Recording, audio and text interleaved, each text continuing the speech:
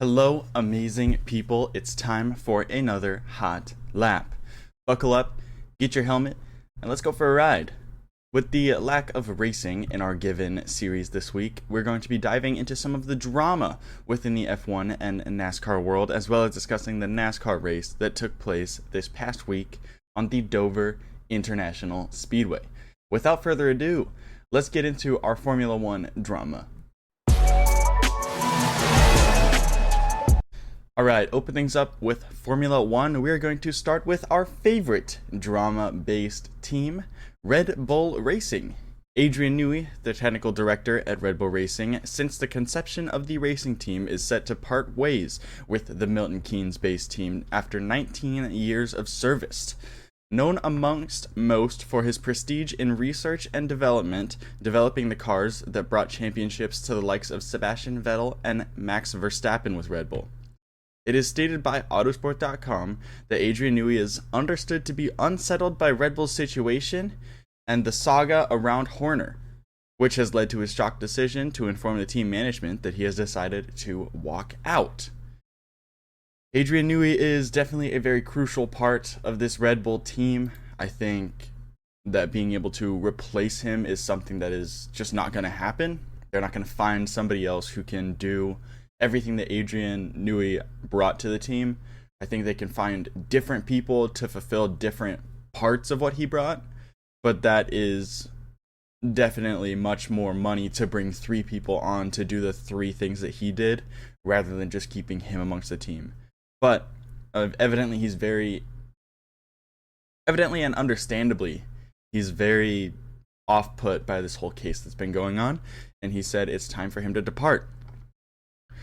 The initial upset for Newey was the Horner case, which Red Bull is still embroiled in an ongoing internal power struggle between the Thai side of the business, which supports team principal Christian Horner, and the Austrian side, including the team advisor Helmut Marko, writes Philip Klein from Autosport.com. Max Verstappen, too, is affected by the lack of certainty within the team. Max recently signed a new contract until the end of the 2028 season, but made it clear in recent weeks that his future of the team heavily depends on all of the pillars of its success remaining in place.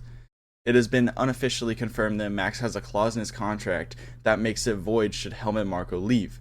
However, it is unknown if there is a similar agreement on his contract based around Adrian Newey leaving.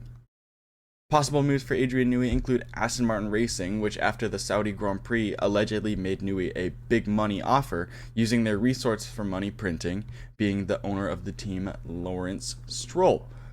Another team that has always had their eyes on Newey is Ferrari, but after acquiring Lewis Hamilton for $445 million for the 2025 season, it is unsure that they will have the resources to bid for Newey at this time. As the market advances with Max Verstappen and Newey, I will continue to bring updates. Some more exciting news in the Formula One world. We have Hulkenberg moving teams. Speaking on the driver's market, as we have already seen some shifts this season from Lewis Hamilton's shock departure to Ferrari and the McLaren drivers renewing contracts. However, we have some transfer news around a team that doesn't even exist yet. Audi Motorsports have announced the joining of Nico Hulkenberg for the 2025 roster for the team that would be formerly known as Kick Sauber. Autosport.com reports that only last September he was openly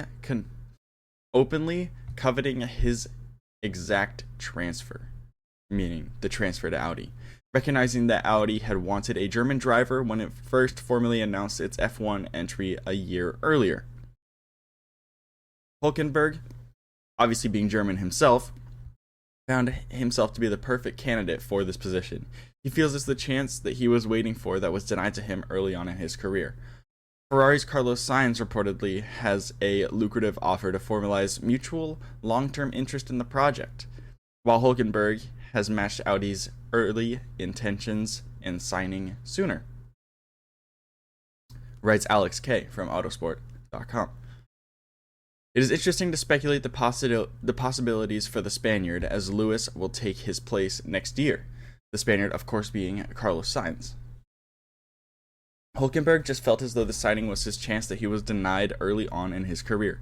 In 2013, He was repeatedly linked with a subsequent move to Ferrari, and joining Sauber was seen as a preparation for such a change, but it never came at the Scuderia or at anywhere else. The change to the V6 turbo hybrids placed a new premium on drivers' weight, and Hulkenberg, at 6 feet tall, felt that this was a disadvantage. Unfortunately, this brought Nico Hulkenberg to kind of fall off a little bit as a driver. I think a lot of confidence went out the window with this. We're so happy to see him back, but he was definitely stuck at Haas for a while. I'm glad that he is being put into that next level, being moved up into a better car slightly. It's all good things. It's all positive movement for Hulkenberg, and I'm excited to see what he does in some better machinery. Cost cap and development. With the cost cap implemented in the sport in 2021, it has thought to have played a factor in the evening out of the field, bringing competition closer together and making the racing more entertaining.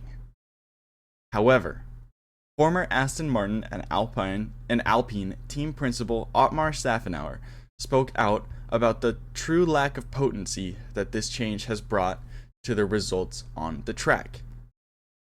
During an interview, Otmar was being questioned about the cost cap, and he gave some responses that showed the true lack of change that this brought.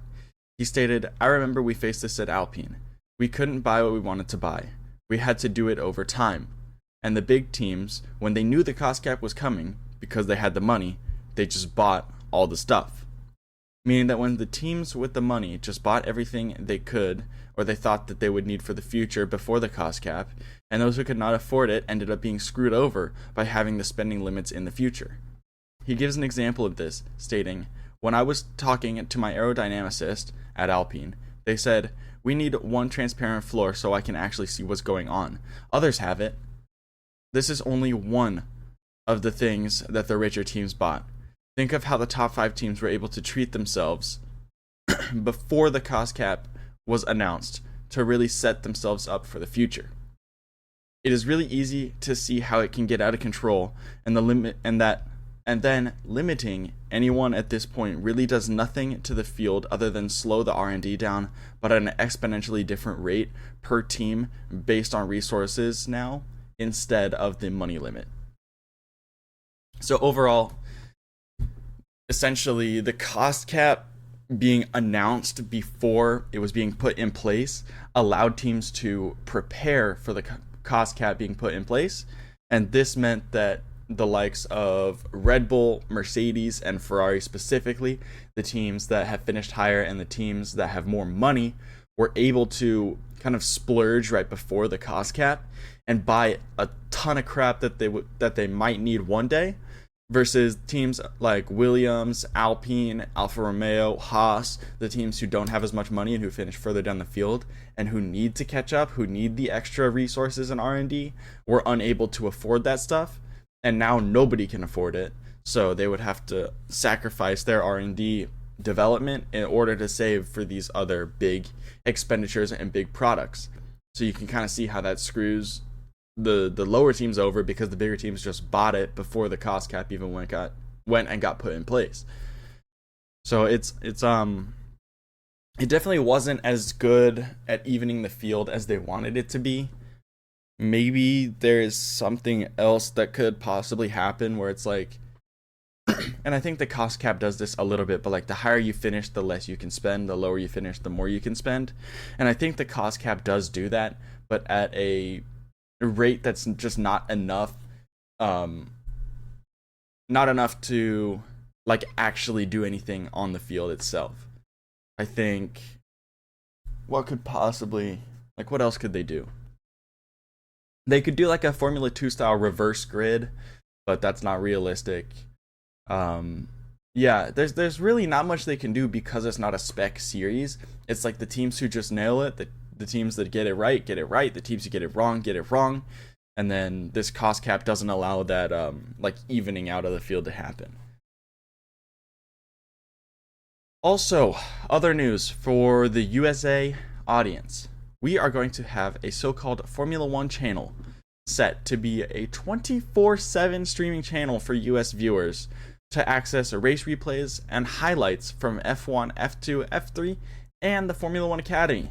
So stay on the lookout for that. It should be coming this week before the Miami Grand Prix. It will also feature evergreen content such as reruns of classic Grand Prix and racing documentaries. The new channel will be subscription free, but supported by advertising. It is set to go on air 1 week before Miami's Grand Prix, the first of 3 US rounds on the 2024 calendar.